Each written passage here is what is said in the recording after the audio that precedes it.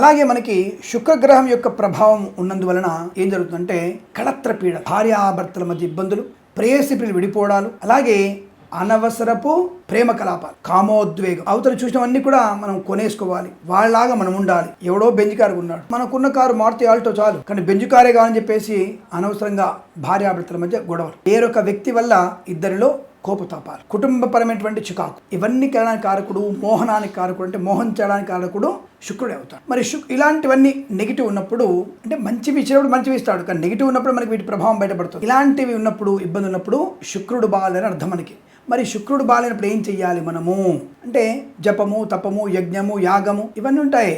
డబ్బు లేదు కదా, సమయం కూడా లేదు, చిన్న ఉపాయం చెప్పండి నాకు, చెప్పేస్తాను. స్వవిధి, గోరోజనం దొరుకుతుందిగా, గజమదము, శతపుష్పము, ఉప్పు, అలసందలు, అలాగే కుంకుమ పువ్వు, అలాగే మారేడు దళము, తులసి దళము, ఇవన్నీ కూడా మనము ఒక దగ్గర పెట్టుకొని ఇవన్నీ నీళ్ళలో కలపాలి. మరి ఏ పాటలో కలపాలి అంటే, మీ ఇంట్లో ఒక చిన్న వెండి గిన్నె ఉంటుంది, ఎవరికైనా సరే, బీదవారికి కూడా చిన్న వెండి గిన్నె ఉంటుంది, ఉగ్గు గిన్నె కూడా ఉంటుంది. ఆ వెండి గిన్నెలో ఇవన్నీ చుక్క చుక్క నీళ్ళు పోసుకొని ఆ దళాలు దాన్ని పెట్టండి, లేదా వెండి గిన్నె కూడా బకెట్లో వేసేసి ఇవన్నీ కూడా అందులో వేయండి, కాసిన బొబ్బలు కూడా అందులో వేసేయండి. అలాగే ముఖ్యమైనది మనకి ఈ తులసి దళం తప్పకుండా వేయాలి. అలాగే ఒక తెల్ల వస్త్రాన్ని దగ్గర తెచ్చి పెట్టుకోండి, వీటిని వెండిగిన తప్పకుండా అందులో వేయాలి, చిన్న వెండి నాణం అందులో వేయండి. వేసి రాత్రిపూట ఉంచి పొద్దున లేవగానే శంఖువులోకి ఈ నీళ్లు తీసుకోండి. ఇది తీసుకొని శంఖులో వేసుకొని ఏమనుకోవాలి మనం, శ్రీమాత్రే నమః, సర్వమంగళ మాంగళ్యే శివే సర్వార్థ సాధికే శరణ్యే త్ర్యంబికే దేవి నారాయణ నమోస్తు అనుకుంటూ ఆ జలాన్ని శంఖుడి నీళ్ళని బకెట్లో పోసుకోండి, శంఖు పక్కన పెట్టేసేయండి. హాయిగా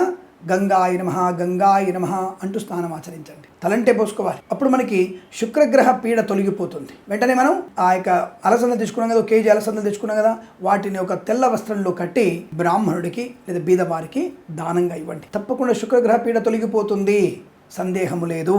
అలాగే శనీశ్వరుడికి చాలామందికి భయం. శని ఒక యోగాన్ని కలిగిస్తే అదృష్టాన్ని, బ్రహ్మాండం కలిగిస్తాడు. అవయోగాన్ని కలిగిస్తే అటువంటి అవయోగాన్ని ఘోరంగా కలిగిస్తాడు. కాబట్టి శనీశ్వరుని ఎప్పుడు కూడా మనం ఈశ్వర నామస్మరణతో శనీశ్వరుని మనం దూరంగా పెట్టుకోవచ్చు, ఆయన అనుగ్రహాన్ని పొందుకోవచ్చు. సరే, ప్రస్తుతాంశంలో శనివారం రోజున చేయాలి పని. నేను చెప్పినటువంటి ఏ గ్రహ స్వవిధులు ఆయా వారాల్లో, ఆదివారం రవికి, సోమవారం చంద్రుడికి, మంగళవారం గురుడికి, బుధవారం బుధుడికి, గురువారం గురువుగారికి, శుక్రవారం శుక్రుడికి, శనివారం శనీశ్వరుడికి.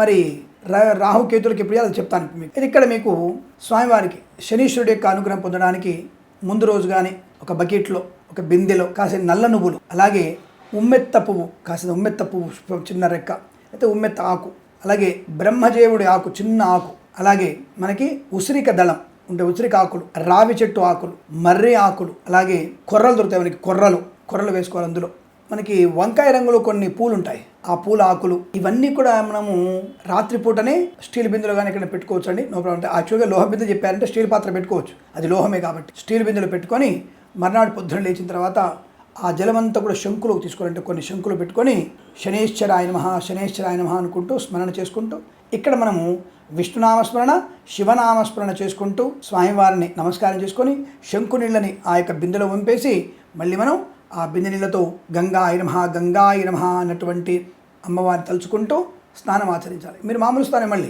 దానివల్ల ఎటువంటి ఇబ్బంది లేదు. దీనివల్ల మరి శనీశ్వరుడికి ఉన్న పీడ ఏమిటి, తప్పకుండా వీరు అన్ని రకాల పీడలు వీరికే ఉంటాయి. నేత్రపీడ, బుద్ధిపీడ, ఆరోగ్యము, అనారోగ్య పీడ, ధన నష్టాన్ని, మందబుద్ధిని, శత్రువుని పెంచడం, విద్య మీద ఆసక్తి పెంచలేకపోవడం, విద్యా ఆసక్తి తగ్గించడం, అలాగే ధన నష్టాన్ని, ద్రవ్య నష్టాన్ని, పాపులతో పంచనబడడం, తప్పుడు మార్గంలో వెళ్ళాలని ప్రయత్నం చేయడం, ఇవన్నీ కారకుడు శనీశ్వరుడే. కనుక ఈ దోషాలు ఉన్నప్పుడు తప్పకుండా ఇటువంటి స్వవిధి వలన, స్నానం వలన అనుకూల శుభ ఫలితాలు ఉంటాయి. అలాగే మనం నల్ల వస్త్రములో నల్ల నువ్వులు కట్టి బ్రాహ్మణుడికి, బీదవారికి దానంగా ఇవ్వండి. తప్పకుండా శనీశ్వరుడి యొక్క పీడ పరిహారం పొందుకోవచ్చును.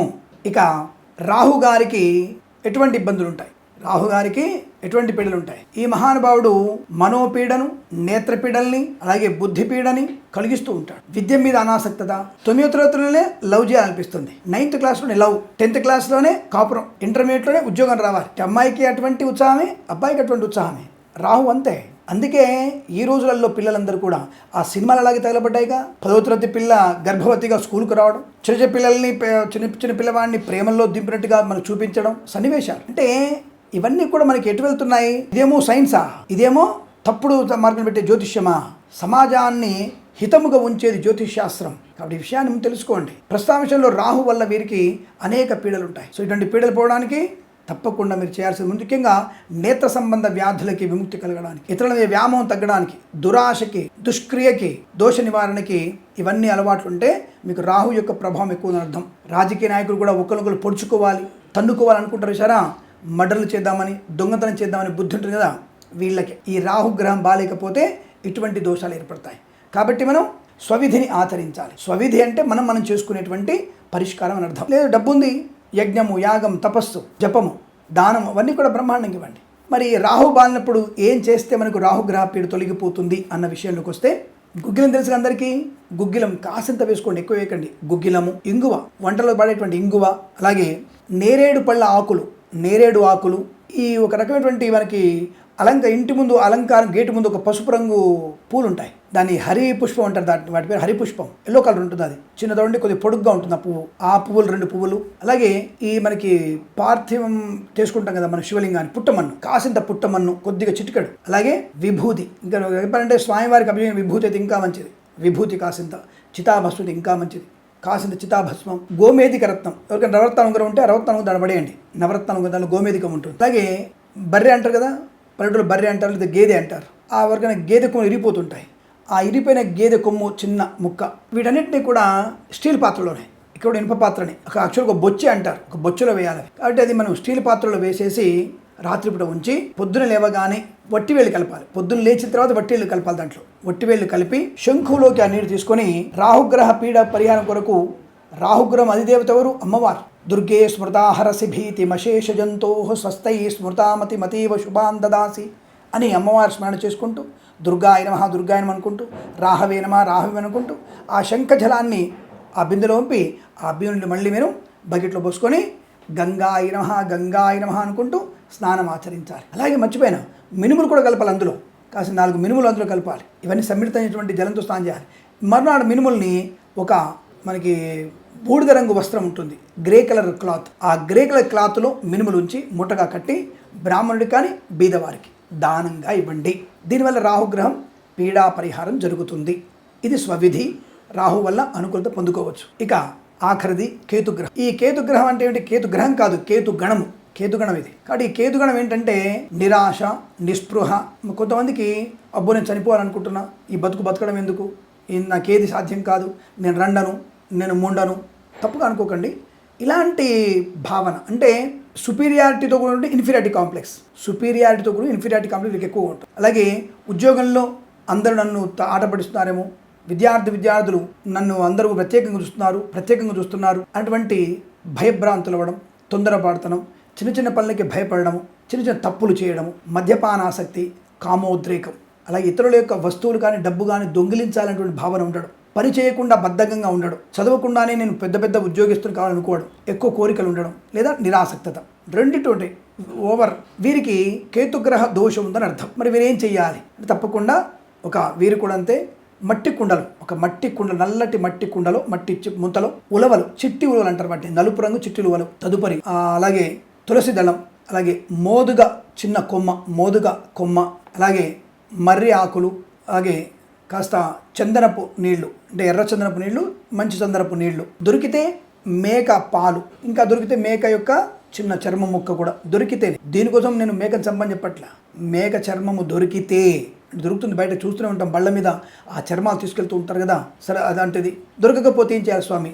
ఏదన్నా ఈ తుమ్మ చెట్టు బెరడు ఉంటుంది, తుమ్మ చెట్టు బెరడు, అది వేప చెట్టు బెరడు అందులో వేసుకోవాలి. అలాగే ఈ మనకి గేదెలు ఆవులు ఉండేటువంటి ప్రాంతం మట్టి ఉంటుంది కదా, ఆ మట్టి కాస్త తెచ్చి అందులో వేసుకోవాలి. అంటే మలమూత్ర విసర్జిస్తాయి కదా గేదెలు, అక్కడ ఆ మట్టి తెచ్చుకొని అందులో కలుపుకోవాలి. రాత్రి మొత్తం అక్కడ ఉంచుకోవాలి. ఏమంటే మరి రాహుకి ఏ వారం అంటే, రాహుకి శనివారం, కేతువుకి మంగళవారం. ఇందాక రాహు విషయం చెప్పడం మర్చిపోయాను.